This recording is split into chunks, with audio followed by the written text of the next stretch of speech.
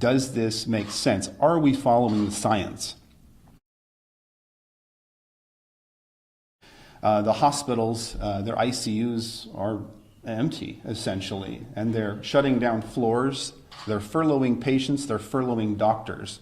So the health system has been evacuated in certain places. In New York, the health system is working at maximum capacity. In California, we're really at a minimal capacity, getting rid of our doctors and nurses because we just don't have the volume. So we're busy with paperwork for COVID, and we're all focusing on COVID. Well, because COVID has become the focus, people with heart disease, people with cancer, hypertension, and various things that are critical are choosing not to come in based on fear. So what that's doing is causing the health system to focus on COVID and not focus on a myriad of other things that are critical, because we don't have the staff there, and the major component is fear. People are saying, I don't want to go get seen by my doctor. What if I get the COVID?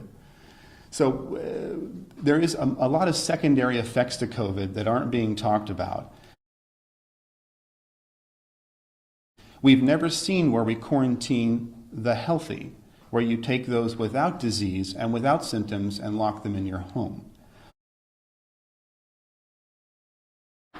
So we don't, as you guys know, the initial models were woefully inaccurate. They predicted millions of cases of death, not of prevalence or incidence, but death.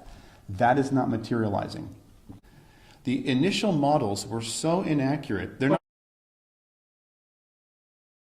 there's a widespread viral infection, similar to flu.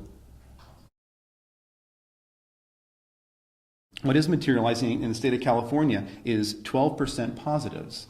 Well, if we have 39.5 million people.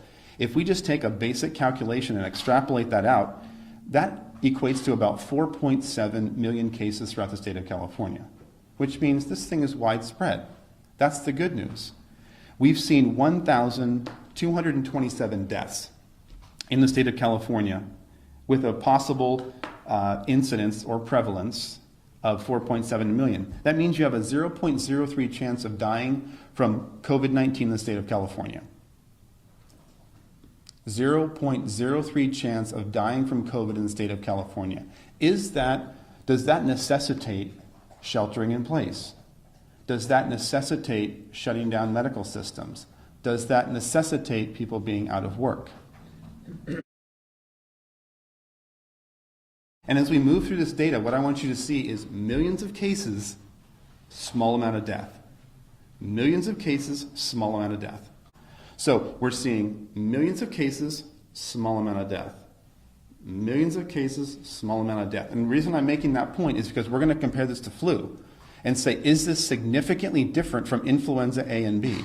And if not, why has our response been what it is?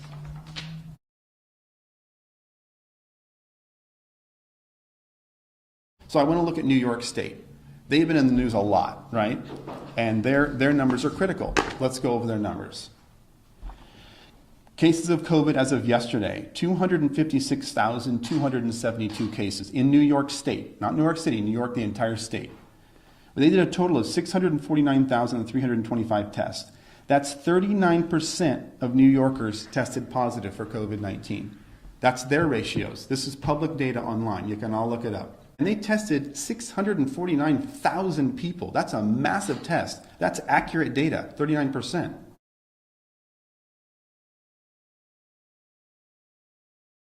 So how many deaths do they have? 19,410 out of 19 million people, which is a 0.1% chance of dying from COVID in the state of New York. And they have a 92% recovery rate if you are indeed diagnosed with COVID-19. USA, this is a big one for us. 802,590 cases as of yesterday. We've tested over 4 million. If you guys have studied globally what's happening, that's double what any other country. Germany's at 2. I realize their populations are lower, but the fact that we were able to ramp up and do 4 million is pretty impressive, which gives us a 19.6% positive out of those who were tested for COVID-19. So if this is a typical extrapolation, 328 million people times 19.6 is 64 million. That's a significant amount of people with COVID. It's similar to the flu. If you study the numbers in 2017 and 2018, we had 50 to 60 million with the flu. And we had a similar death rate. The deaths in the United States were 43,545, similar to the flu of 2017, 2018. We always have between 37 and 60,000 deaths in the United States every single year. No pandemic talk, no shelter in place, no shutting down of businesses, no sending doctors home. That's from the flu, by the way, just to clarify. And we don't necessarily report all of our flu tests. We do thousands of flu tests every year. We don't report every one because the flu is ubiquitous. And to that note, we have a flu vaccine. How many people even get the flu vaccine? The flu is dangerous. It kills people. So just because you have a vaccine doesn't mean it's going to be everywhere. And it doesn't mean everyone's going to take it, because we see every year that we have a vaccine, and I would say probably 50% of the public doesn't even want it. So just because you have a vaccine, unless you force it on the public, doesn't mean they're going to take it. I want to compare the U.S. to Spain, because Spain is number 2 in the race for the most cases, which is not a race we want to win. They had 204,178 cases in Spain, 930,000 total tests.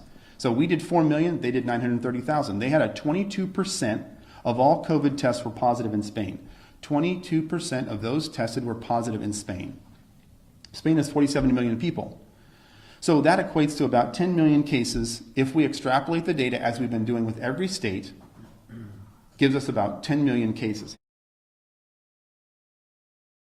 How many died in Spain? 21,282 out of 47 million. You have a 0.05 chance of dying from COVID as a citizen of Spain, and a 90% chance of recovery from COVID without being on a vent, without being in a hospital. And then when you bring up a system of lockdown, you automatically have to compare it to a system of no lockdown. Sweden and Norway. I'm Norwegian. Norway has lockdown. Norway has lockdown. Sweden does not have lockdown. What happened in those two countries? Are they vastly different? Did Sweden have a massive outbreak of cases? Did Norway have nothing? Let's look at the numbers. Sweden has 15,322 cases of COVID. They did 74,600 tests, which is 21%, similar to the other countries. 21% of all those tested came up positive for COVID. What's the population of Sweden? About 10.4 million.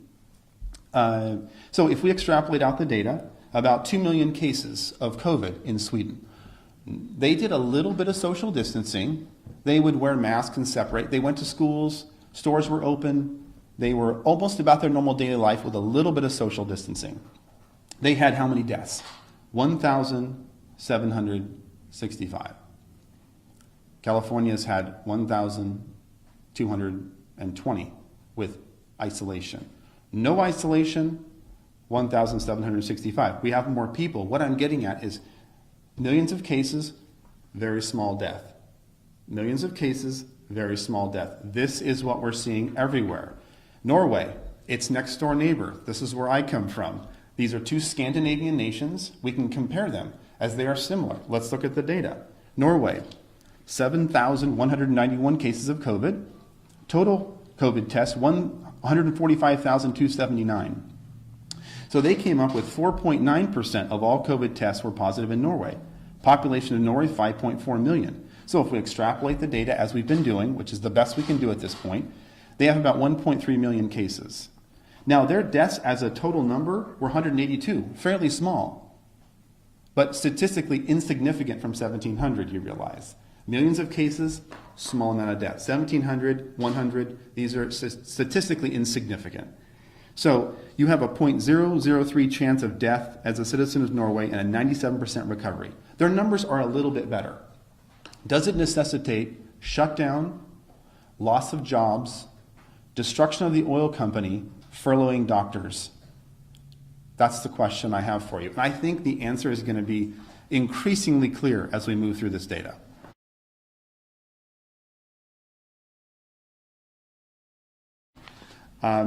The next thing I wanted to talk about is the effects of COVID-19, the secondary effects. COVID-19 is one aspect of our health sector.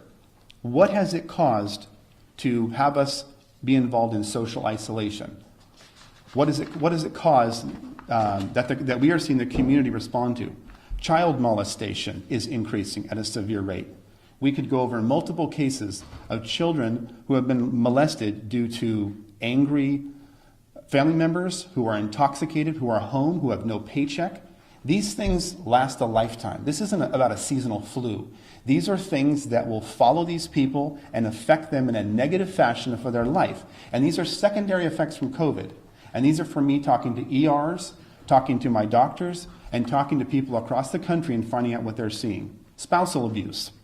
We see people coming in here with black eyes and cuts on their face. It's an obvious abuse case.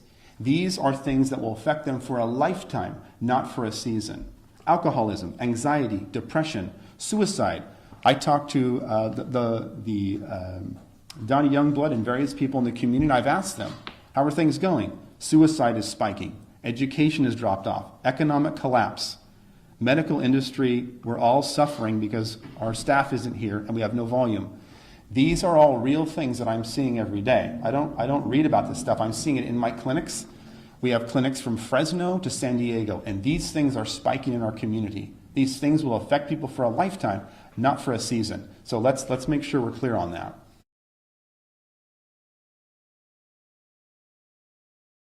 Now I want to compare flu virus. Is this significantly different? And I just got a little bit of data here. So deaths, per the CDC, 24,000 to 62,000 deaths each year.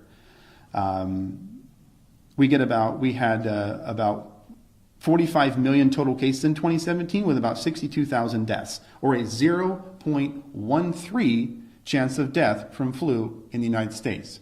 As you know, our other numbers were 0.02. So the lethality of COVID-19 is much less.